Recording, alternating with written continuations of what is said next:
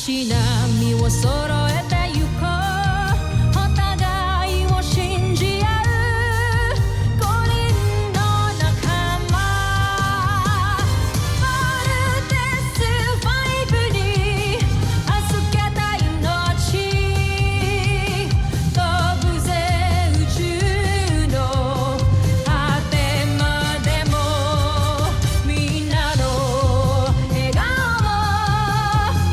も近い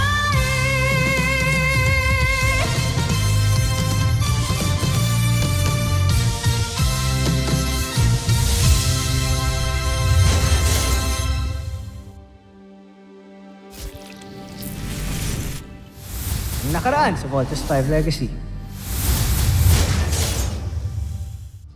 Nakapasok na pala siya sa kampo ng Voltes 5. At siguradong magtatagumpay siya sa kanyang misyon. Ako si John Armstrong. Nandito ko sa medical bay ng Camp Big Falcon. Let's do the bioscan. Alam mong napakadelikado ng misyon niya. Bakit hinayaan mo siya lamang mag-isa? Hanggat nakikita niyo yung pulang tuldok na yan, ligtas ang ating prinsipe dahil suot pa niya ang pulseras. He's cleared. He's a human being. Pa siguro maayos kalagayan mo, Manuel. Magpahinga ka muna dito bago ka umalis. Dr. Smith, okay lang ho ba yun? Bakit dito pa? Pwede naman siyang ihatid sa ibang ospital sa mainland ah. Di naman siya kalaban eh. Saka nakita naman din na tao siya, so wala naman tayong dapat ipag-worry. You stay, at least man lang overnight. Siguro by tomorrow, you'll feel much better. Para tuluyan nilang hindi mabisto ang prinsipe, kailangan kong kumuha ng dugo ng mga taga-Terre Air 2 at alamin ang komposisyon ng katawan ng tao. Suot ni prinsipe ang isang pulseras na nagbabago ng kanyang anyo. Di ba obvious na gusto kita? I know that you're a good person. I know that you're a good friend. Pero for now, that's all I can give. But I'm your friend. Bakit tila nakita ko na siya? Bakit pamilyar ang kanyang wangis? Nagkakilala na ba kami? Saan? Bakit hindi ko maalala? Di ba sinabi ni Dr. Smith bawal ka pang lumabas ng medical bay? Hinahanap ko kasi kayo eh. Okay na ako. Gusto ko na sana umuwi. Manuel, wala pa tayong clearance from Dr. Alonso. Di bale, bukas, kapag okay ka na, kami pa mismo maghahatid sa'yo. Excuse me, men. Sparring tayo. Sama tong bisita natin. Siyan nyo lang, ha? Yes, sir. Medyo decent na eh. Siya! Ba! Siya! Ba! Siya!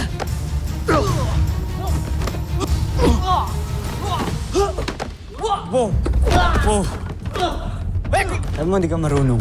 Alas kawawain mo na yung kasparing mo eh. Niloko mo ata ako eh. Hindi namin alam kung paano siya nakalabas ng medical bay dahil mukhang hindi nag-function ng CCTV, that's why pinapacheck right now.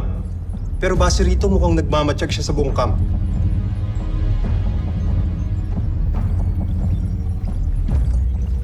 Kuya Bert!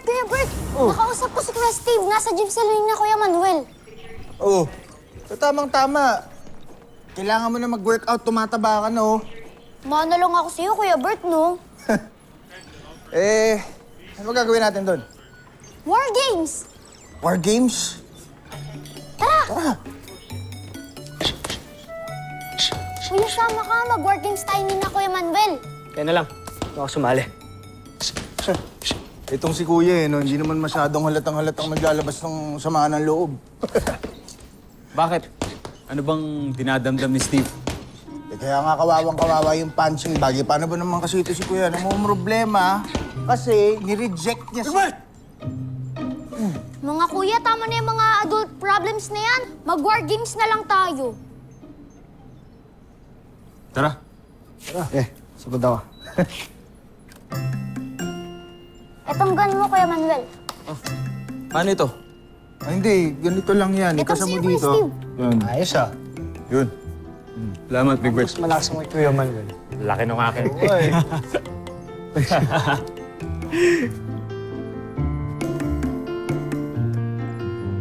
Teka. Ito lang. Okay, game! Let's take over! Okay. Oh, ito na. Steve, hop! Oh, ito. Ay, feet na. Aray. Saan ka naman? Uy, bakit ako lang binabalan mo? Uy, aray ko! Aray! Headshot! Ano ko na, Kuya Manuel? Sa kanil ka na mo! Ganda yan, aray ko! Wala ka nang bala, parang yun! Uy! Bomba! Bomba! Uy! Uy! Uy! Isa lang!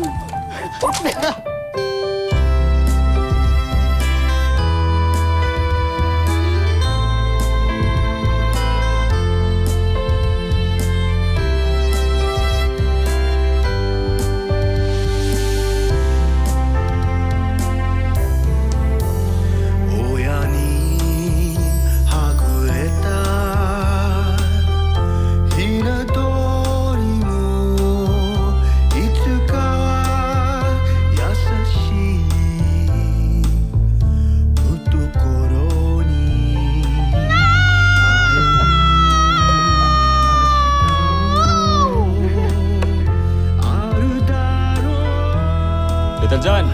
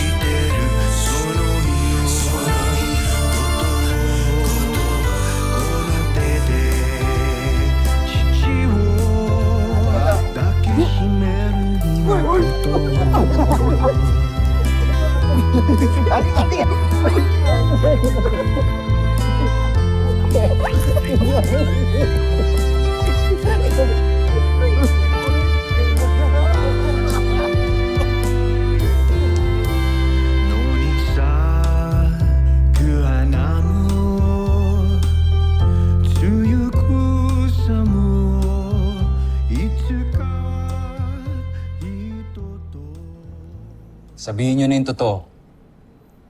Ano ba talaga yung trabaho nyo dito sa kampo?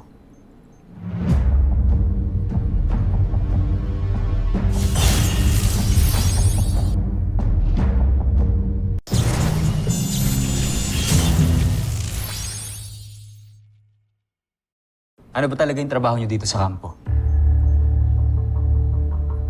Secret. Ito naman. Daya nyo naman eh. Kayo nga, dami nyo nang alam tungkol sa akin eh. Wala kasi pag-usapan natin.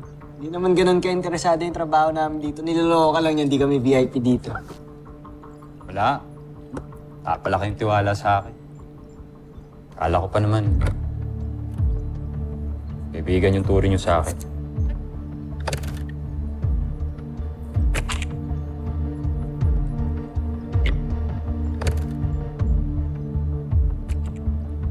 Okay, fine. Tatrabaho kami dito as... Lieutenant Commander Steve Armstrong, please come in. Dr. Smith,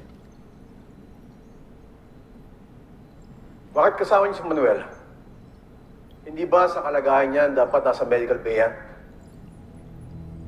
Dr. Smith, wala akong kasalanan sa Kuya Manuel dito. Kami hong nagdala sa kanya. Sorry po.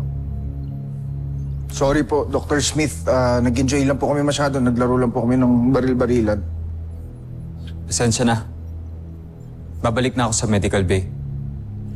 Huwag pasama ka kay Steve and Big Bert. Pantayan yan. Ayokong iikot-ikot yan sa camp. And pardon me for being straightforward. Tomorrow morning, kailangan ka nang umalis. Aalis na ako kapag lumiwanag na. Yes, Dr. Smith.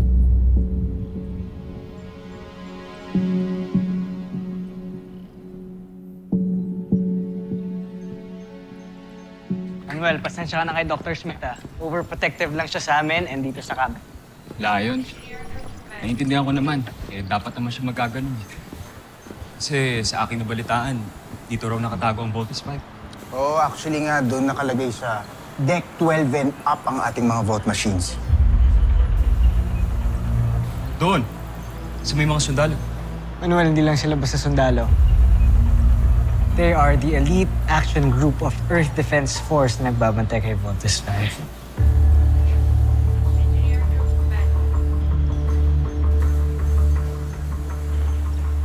Steve! Buti nandito kayo. Sakto, may good news ako. Umami na ako kay Jamie.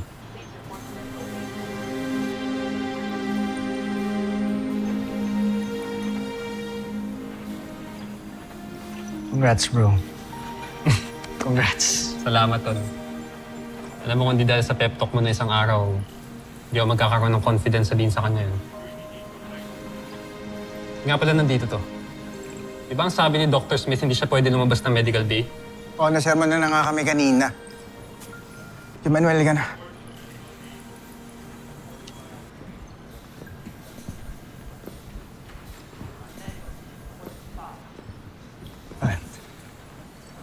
Gusto mo rin yung sinasabi niyan, Jamie, no?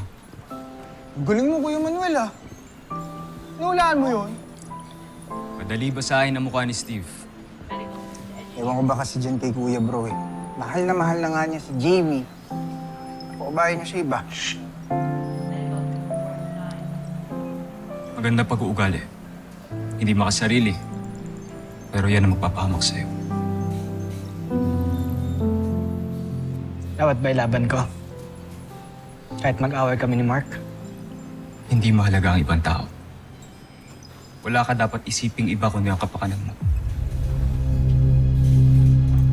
Hindi.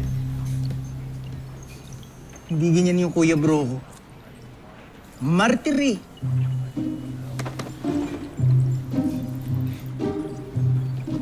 Uy, joke lang.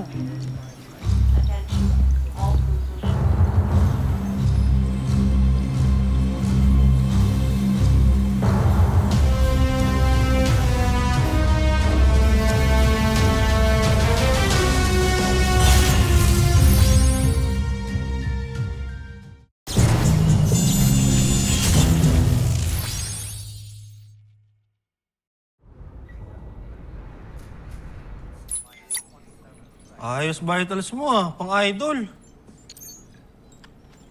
Salamat. Tagal ka na dito sa kampo? Tagal na din, idol. Mga 3 years. Ibig sabihin, kilala mo ni mga piloto ng Voltes 5. Naman. Crush ko nga isa dun eh. Kamingay ah. Sino-sino nga ba sila? Naku, idol, di ko pwedeng sabihin sa'yo. Bawal ko sabihin sa tagalabas yung mga sekreto dito sa loob eh. Di na ba na ako kalaban? Kakampi na nga ako dito sa kampo eh. Pansin ko nga, close ka dun sa Armstrong Brothers eh. Mababait sila. Mabubuting tao. Totoo. Pero teka, niiba mo naman yung usapan eh. Sino nga kasi yung mga piloto ng Voltes 5? Si Steve, si Big Bert, sila no? Isa sila sa mga piloto. Ano ka ba? Tatanong ka pa. Kailan mo sila, di ba? Hindi sa kanila ka magtanong. Sagutin mo na ako.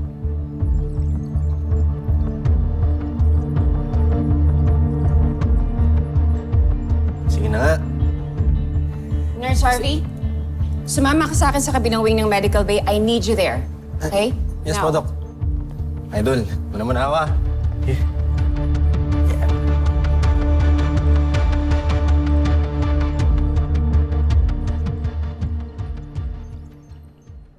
Dr. Smith, it's Mark.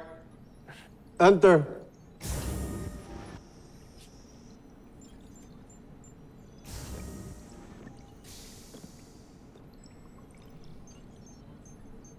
Still looking for clues kung tao ba talaga o hindi yung bisita natin, Dr. Smith.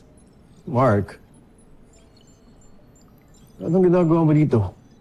Hindi ba dapat natutulog ka na? I couldn't sleep. So, tama ho ba ako? Ayan ho ba yung scan ni Manuel?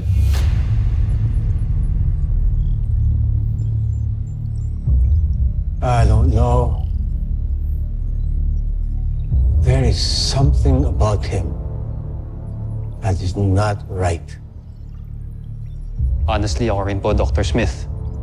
Kaya hindi ko magawang sabayan yung Armstrong Brothers na yan sa pakikipag-bonding sa kanya. There's just something in him na hindi ko talaga gusto.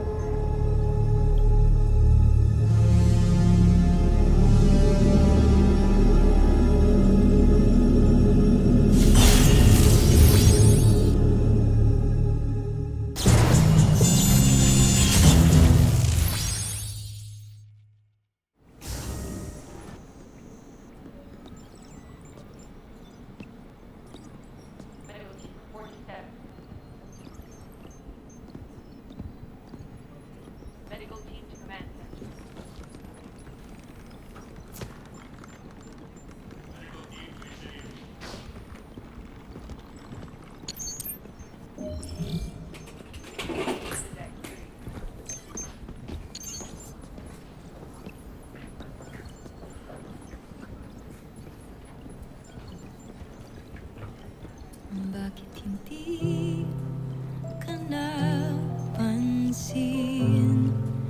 Nandyan ka lang pala sa aking tabi. Ba't hindi naisip na baka ikaw na ang para sa akin? Kala kaibigan lang, pero parang nahulog na rin ba ang Hindi mahalaga ang ibang tao. Wala ka dapat isiping iba kundi ang kapakanan mo. ikaw sana ang nauna, sana'y sa'yo at di kanya. Ang puso ko paano magkakawala? Dagdagan mo pa ang armas ng Beast Fighter. Yun ang aking ginagawa. At mas maganda yan kung patitibayin pa natin ang kanyang baluti para maitaas natin ang kanyang defense. Marunong pa kayo sa akin. Simulan.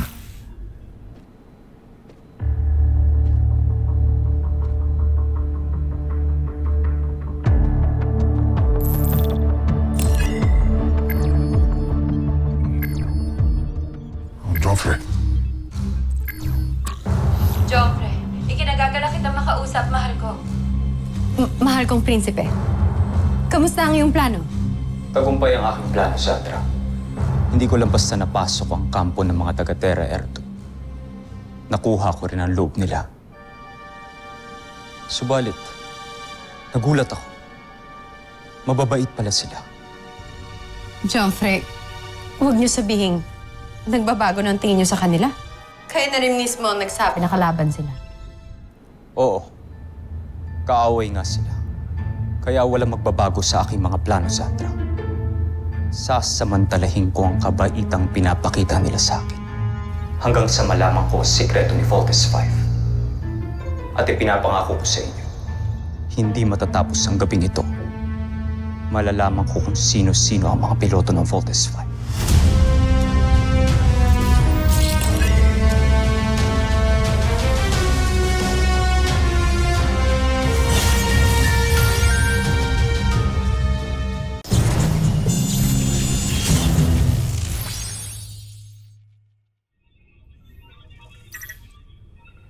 Ayusin mo yan.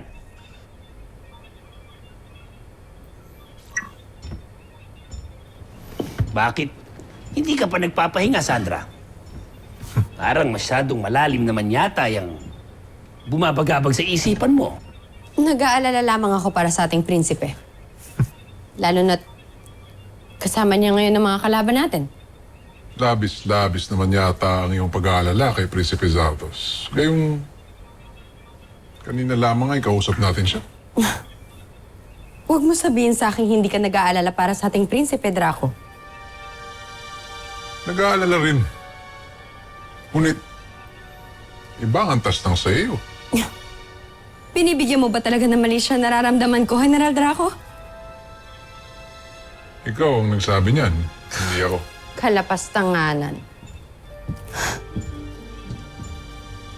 Kumalma ka lang, Sandra.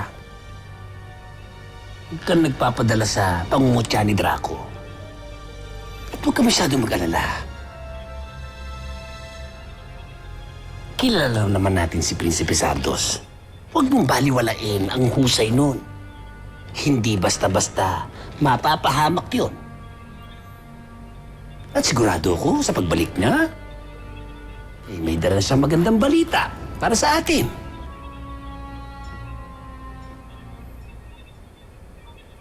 Para sa iyo.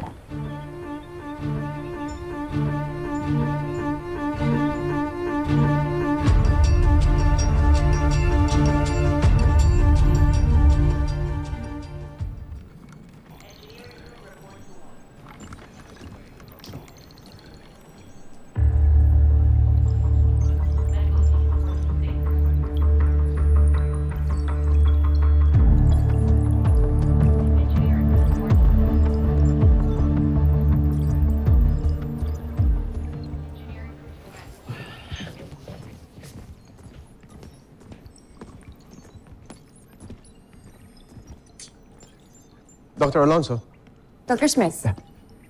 yung pasyente mo, Nandiyan lang siya kanina. Baka tumakas na naman. kailangan natin hanapin niya. Nurse Harvey, nasa yung pasyente dito? Kuha na, Dok.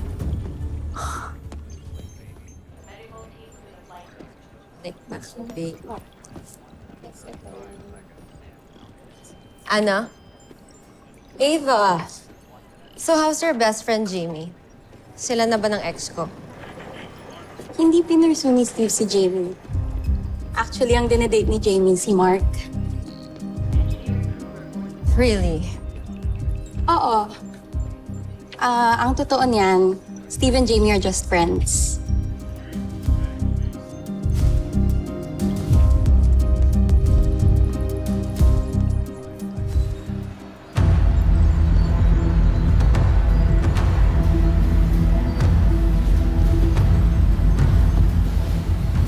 Teknolohiya ito ng pusa.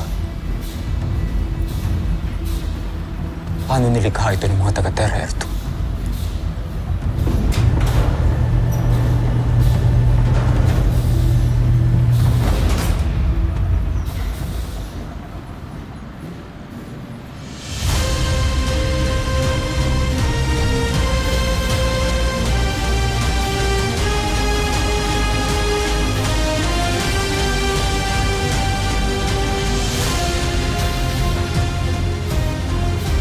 Voltes 5.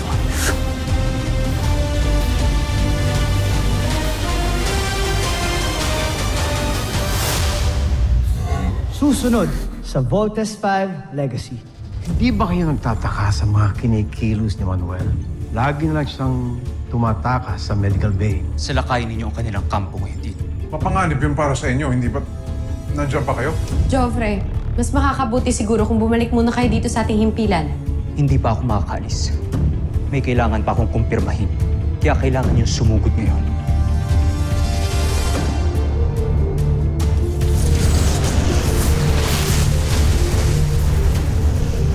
Where did it go? Bigla na lang nawala yung kalaban. I wonder kung bakit siya nagpakita tapos bigla naman din nawala.